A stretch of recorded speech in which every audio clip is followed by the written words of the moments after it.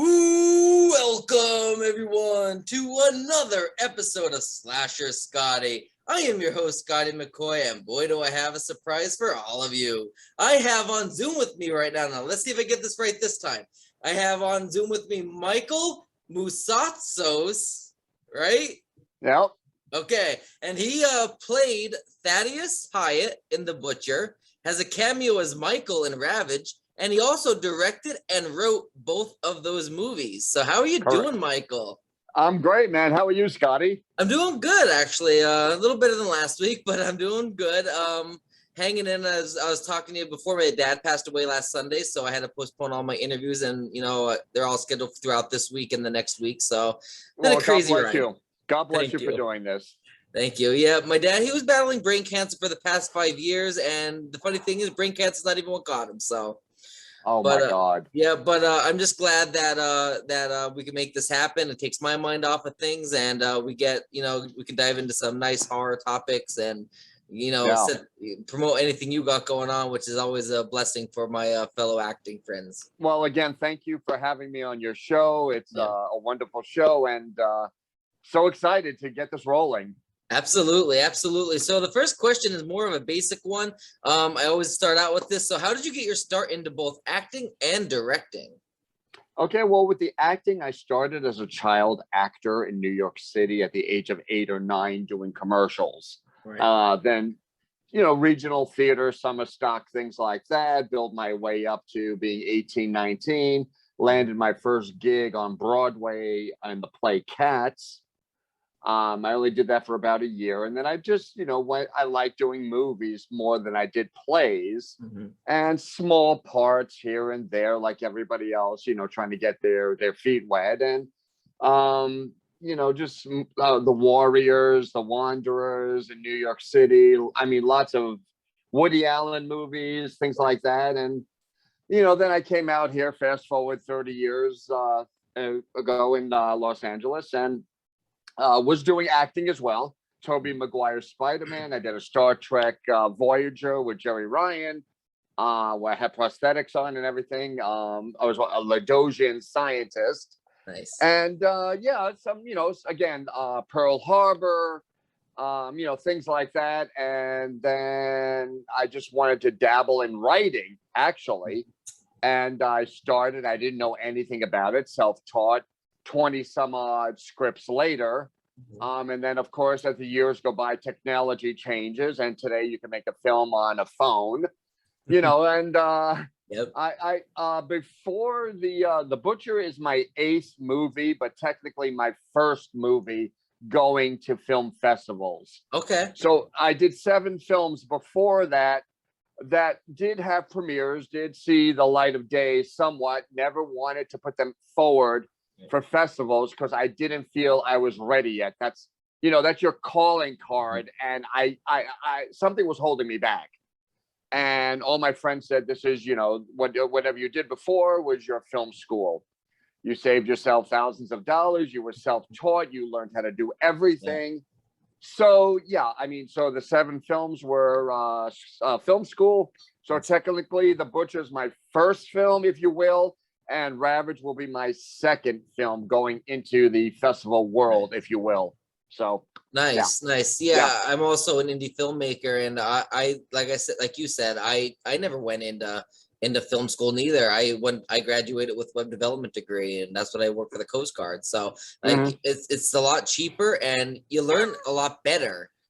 Doing it on your own, because as they say, you can only learn so much in film school. You have to get into the craft. You got to get on the field, as they say, and absolutely, and learn it hands on, because you can only learn so much in an educational environment. I'm still learning. I go on YouTube all the time, and I watch tutorials from cinematographers, from name directors, Scorsese, Quentin, this one, that one. The Safdie brothers, I'm still learning and still grabbing and taking their style and making my own style, and all the ones that I love. And from this film Ravage to 2018 was The Butcher. Yeah. Again, a big major difference as well. I've learned even more. I went even further. I pushed the limit further with Ravage than I did on the Butcher. So Yeah. And yeah, and you can never there's always something new to learn. Even the likes of Sword of Sazi and all them, like they can learn that they're going to continue learning, because as technology advances, more different equipment's coming out, different, all these different things. You think back in the 80s when, they had the 3D technology and all that coming out, like they learned from that. So now fast forward all the way to the 2020, the 2020s, new technology comes out, you're still going to learn how to use that new technology. Yeah, the roller. I mean, it's 4K, 5K, 8K, 20K. Yeah. Like, okay, we did it. Absolutely. So, for those that are unaware, can you explain to us what The Butcher is all about? The Butcher. Both these films actually started out as shorts. Okay. They were not going to be full-length films. I decided to make The Butcher into a feature film. With that, I love the old 70s, the Texas Chainsaw. So I kind of modeled it off of that, and I also modeled it off of Hostel.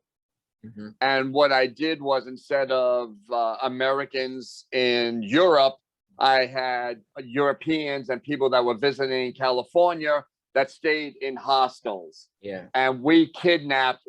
Thaddeus had, some thugs, if you will, and his henchmen.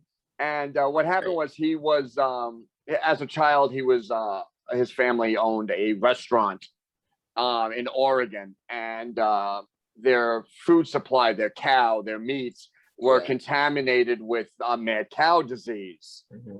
And they continued to feed it to the town folk. And so everybody in the town wound up with mad cow disease. Thaddeus got mad cow disease. Okay. So I mentioned that briefly in The Butcher with Mom and Dad, and Thaddeus watching a screen of what mad cow disease is. But yeah, so he has mad cow disease. He becomes a chef. And I was able to film parts of it at the restaurant I work at, Maggiano's. I just couldn't show the name or anything like that. But I was in the kitchen and stuff like that. And but so Thaddeus has because of the mad cow, has a hatred, if you will, for foreigners. And so they kidnap people in hostels and they torture them, and there's a lot of brutal violence and things like that going on. Long story short, his tainted blood is put into the meat.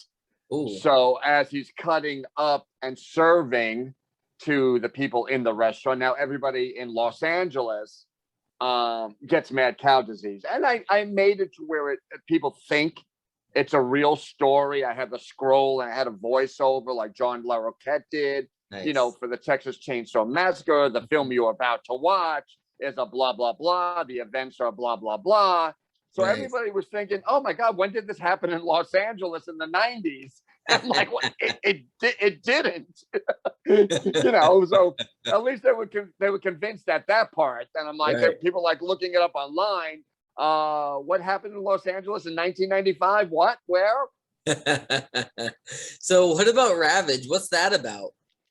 Again, Ravage started out as a small, because I was getting stir crazy with the pandemic. I hadn't filmed. The Butcher was out in film festivals 2019, 2020, still in some 2021. I just won the other day another award. Thank you. Yeah. But I was getting cabin fever. I was getting anxious, like I'm sure a lot of people were. Yeah. And I just wrote this little short. It was one person. It was a one person. We didn't know about COVID and this and that. So it's me and this one actor. And then my a distributor friend of mine, Phil Herman, who helped, distributed The Butcher. And he's also co-producer of the associate producer, rather, of the Ravage. Said make it into a feature film, which I did. I rewrote it and made it into a feature film. I had two other different sets of actors, which one was a friend of mine, and I knew going into it was going to be a little difficult. And let's just say he was fired. Hired two other actors, didn't quite gel with me. they were fired. And then I came across these two guys, which are wonderful, Jake Scazzaro and Ed Gage, and they were my guys. Nice. If anybody is looking for that character that they wrote, it was like they were meant to be in this film. They were my guys. They brought my guys to life. Right. Where the other actors it would have been a totally different story. And it's totally changed since, conception. Yeah. Thanks to these guys, thanks to, Jake and Ed. And Ed also helped with stunt choreography and things like that. So it became a different kind of more realistic kind of film. Yeah. We filmed 90% at the LA River. It starts off, I took COVID-19. And I mutated it in my storyline, like it is now, kind of. But I made it 5 different strains, nice. 5 different strains, and countries, nations blamed each other. Okay. And so what happens? World War III breaks out in the year 2022. Okay. Which is next year. Ravage takes place in the year 2032. Okay. So my one guy, Jake, who plays Dean Taylor, is a lone survivor. So it goes from the movie kind of Contagion to I Am Legend kind of territory, where he thinks he's the only person left on the planet. Yeah. So again, The Wasteland, my one actor who was going to be my first film hooked me up with this location.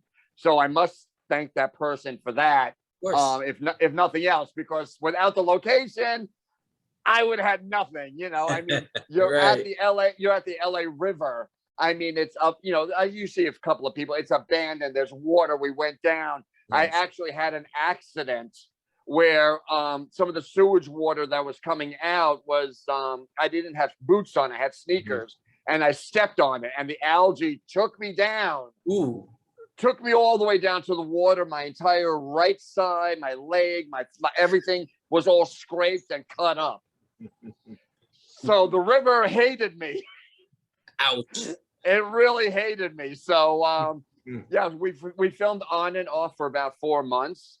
Okay. I'm going back next Tuesday for one tiny little scene that I need in the movie. The movie is completed, but I must throw this particular scene in. Other than that, the movie's ready to go out to festivals. I'm going to start doing test screenings probably September. I have a home theater in my house. So again, with the COVID and everything, limited to 5 and 6 people that I know at a time that are vaccinated and stuff like that. Feedback, yada, yada, yada. But it is, 98% ready to go out. Nice. Yeah. So, I just wanted to do something a little different. I like fresh, original ideas. You can steal a little here, a little there, like Quentin says to do, but make it your own, get your own, your own voice, your own voice into doing your project. And that's what this is. Ravage is my own voice. There's the poster. Nice. That's actually really cool. If you can see that. Yeah, I can see it. It's actually really nice. I like that. And there's the butcher on the other side. Oh, nice. So that's the butcher with me. That's me on the butcher poster. Nice. That's awesome. That's actually really cool. So obviously, you finished Ravage. So like, if you could say, without giving too much away, what is the most shocking thing that fans can expect from this film? Shocking. Well, there are a lot of shocking moments into it. There's a really, I wouldn't call it a flashback scene with the guy's wife and stuff. I won't get too much into that. It happens at the river, but that, and then the ending is I filmed 2 weeks ago, this big battle scene. Okay. Picture Gladiator. Right. 30 to 40 extras. They're ravaged creatures. It's not a zombie movie. I mean, there's no prosthetics. They're not zombies. They're mutations, if you will, that live underground. And it's this big, epic. I bought shields and swords, and all the mob has weapons and stuff and hammers, and they're all cheering them on, and it's Gladiator. It's like, Right. are you not entertained?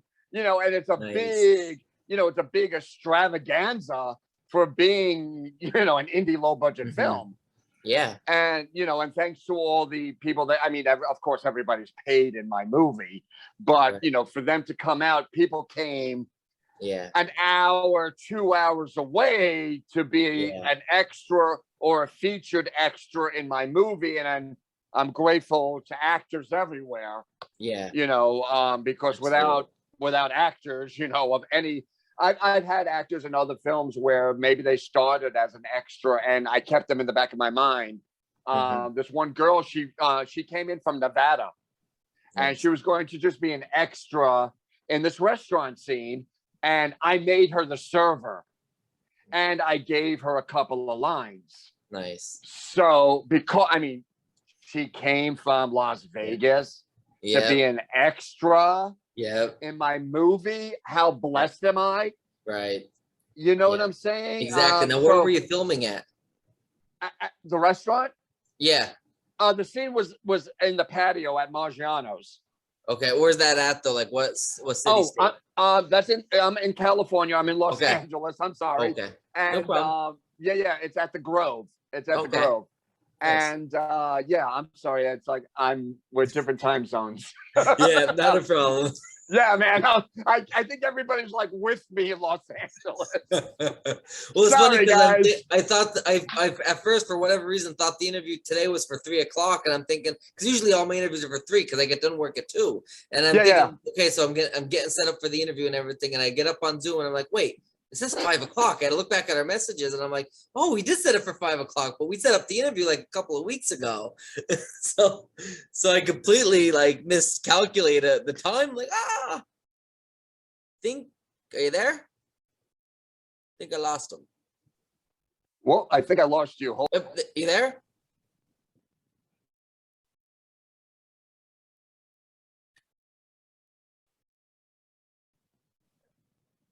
Right. I think you're back. Problem. Can you still hear me? Okay. Yep, I can hear you. I'm back. Awesome. You're back. Okay. What I was saying Sorry was about that. No problem.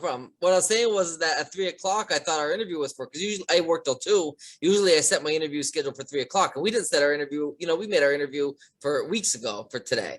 And I'm thinking to myself, I look at the Zoom and when I'm setting everything, I'm like 5 o'clock. I had to look at our messages and I'm like, oh, that's right. We did set the for 5 o'clock Eastern, which is 2 o'clock Pacific. To be honest with you, I forgot we had the interview today. Well, we said it like, I don't even know how long ago, at least back in July. Yeah, back in July we did. Yep. Yeah, I've just been in promotional mode. So I've been doing a few interviews here and there. So I lost track of the days. Right. And I know you had an interview with my good friend Greg Gilbert, who was with Python's Paradise. He actually passed my name off to your representative. Right. Yeah. Yep. Very, very cool. Yes. So what is the best part? What was the best part about filming The Butcher? What was the worst? And then what was the best and the worst about Ravage? Okay. I'll start with the worst for The Butcher was that I lost footage in the hard drive. Ouch. That's hard. Yeah. But what happened was I didn't keep everything on my cards. Ooh. I had into Final Cut. It was in there. Didn't save these as backups, which I did now with Ravage. Yeah, I have the film now. I have the film. Right. Yep. I was just dumping everything into Final Cut, and then it was like, now I have a 10 terabyte hard drive. Yeah. Which I only have. So when you have Final Cut, it doubles everything. So I had a 4, and it was filled up, and you're trying to delete files, and I was deleting the movie. Yeah. Oof. But the good thing that came out of it was that, I was watching the movie and I'm like, this is a nice movie. Right. And then the scenes that I got the scenes, the footage of Maria Olsen. She plays my mom. We just filmed the ending of the movie. I had certain things, key elements here and there. But the torture scenes, the violent scenes, the kidnapping was not what I wanted. So we reshot. and I got other actors and stuff like that, but we made it better. Nice. So, you know, the phoenix rose from the ashes, if you will. Yeah. And then the movie came to life, and the movie had a heartbeat, and the movie was just there. And there's the movie I wanted. There's the movie I wanted. Absolutely. So good came out of that. Ravage. My new cast has been a godsend, a blessing. I'm very honored. Yeah. I'm very humbled to have the cast. I'm blessed. Because it's not just a one-man show. Yeah. The Butcher, I had a crew. I would DP when my DP wasn't able to make it, and blah blah blah. I do my own writing, my own scoring, my own editing, my own this, my own that. So that's all me. Ravage, I did the entire film. I DP'd from start to finish. It's I learned a lot of different. This movie's voice, I keep going back to its tone. Its voices with movies had to be different, and I wanted it a certain way, and only I can do it that certain way. I have, of course, makeup artists, and like I said, Ed Gage did the stunts and things like that. But I shot it. I edited it. I'm using, whether I use Artlist, not to plug anybody, but Artlist or Pond5 for stock footage and things like that. Right. But every CGI, there's a little CGI in there, of course, you know, when worlds or countries are being blown up. But everything, I did everything. Nice. Everything is done in this movie by me. Of course, with help from friends, and I always let my actors talk to me as like what was in my head. And when I wrote the scene last year, how do we feel today? How do we feel Monday morning at 6 o'clock in the morning? Right. What are we doing? And I wanted it. It has a lot of oneers. If people don't know what a oneer is, it's like a continual shot that's not broken off to cutaways. If there's a lot of that in the movie. There's 4 minutes. The battle scene is a 5-minute one take oneer. You know, because I wanted that grand scale, and then I zoom in to the extras, the mob scene, and I scale back, and my actors are still fighting and they're still battling, and you know they're rolling in the dirt on the floor, and I cut, but you know, so it's that kind of zooming in for that type of a movie. So you know, I did that, and I'm like, okay, a lot of like there's a few flashback scenes, and I'm like, guys, you know, you're engaged or you're proposing in this scene, and just talk. Talk to each other. Yes. I want because I'm from the acting side. I want it believable. I don't want it to sound like blah blah blah blah blah blah blah blah, and then it becomes monotone. You guys, I want us to feel the love. Yeah, absolutely. I want to see that you guys have been together for 3 years. Yeah. Or 4 years. I let the camera roll. I said, all right, we did one scene, we did 4 takes. I used the first take. The first take was the best. But talk about what you would do on a date. Right. It's a flashback scene. Remember a date you were on. You were on the boardwalk. You were at the pier, at the beach. What happened? What went on with you guys? And I just let them roll with it. Yeah. And I took what I needed, but it was believability. Absolutely. And, you know, because I am the writer, I'm not the end all to be all. You know, like with studio films, you want to change something, you have to call the writer up, get his permission, unless you're Spielberg, and then you can do whatever you want. But, you know, in most cases, you have to go by the writer. Well, I am the writer. So, you know. Yep, absolutely. But that's the way I wanted it, because I came from the other side as well. A lot of directors, you know, I'm not in Video Village. I don't believe in that. I'm like Quentin has said, and I quote him because I know him. I waited on him for 20 years. Nice. I agree with him. I'm there. If I'm not DPing the scene, obviously I'm shooting it. But if Right. I'm not DPing it, I'm there next to the camera guy, and you guys are acting solely for me. Right. Absolutely. I'm not 3 blocks away. I'm not telling the first AD, have them go a little this way and make it a little up and a little blah, blah, blah, blah, blah. Nah, fuck that shit. You know, I don't know if I can curse on your show. Yeah, it's fine. Okay. But I'm like, no, man, come on. Let's get a little Right. real up. Let's get real about this. Yes. You know, for me, I can't speak for anybody else. That's my Absolutely. thing. I Absolutely. want that from my actors. Absolutely. You know, I want to be involved. I want to feel like I'm on that date. Yep. You know, I'm the I third agree. wheel in the back of the car listening in on the conversation. You know, I want that. Yeah. And I love that. And Yeah. that's what I got. And, you know, that's what I strive for that. I completely agree with that. So, what was the hardest part about completing production on The Butcher and Ravage? The hardest part completing the production on Butcher was, again, like I said, I had lost the film footage. Yeah. Once I got all that nonsense together, and again did test screenings, and then I had 50 people in my living room. I have a 120-inch screen that comes down from the ceiling, but I had like 50 people in my living room. Right. And oh my goodness. yeah, I was going to do a premiere. I did some other of my other films at this one particular theater. It's an acting school, and they have a 200-inch screen. I was going to book it for March. Right. And bam, the week before, we got locked down. So I was going to thank God I didn't give them the money. Yeah. Oh my goodness. Yeah. Yeah. Hello. So yeah. So the city was locked down. Yeah. So it didn't have a Los Angeles premiere, but it did go out to festivals. It won 57 awards. Nice. The Butcher won 57 awards. So nice. That's awesome. Yeah. So when and where can fans go to see The Butcher and even Ravage? Like, do you have dates for them? The Butcher was on Amazon Prime. Okay.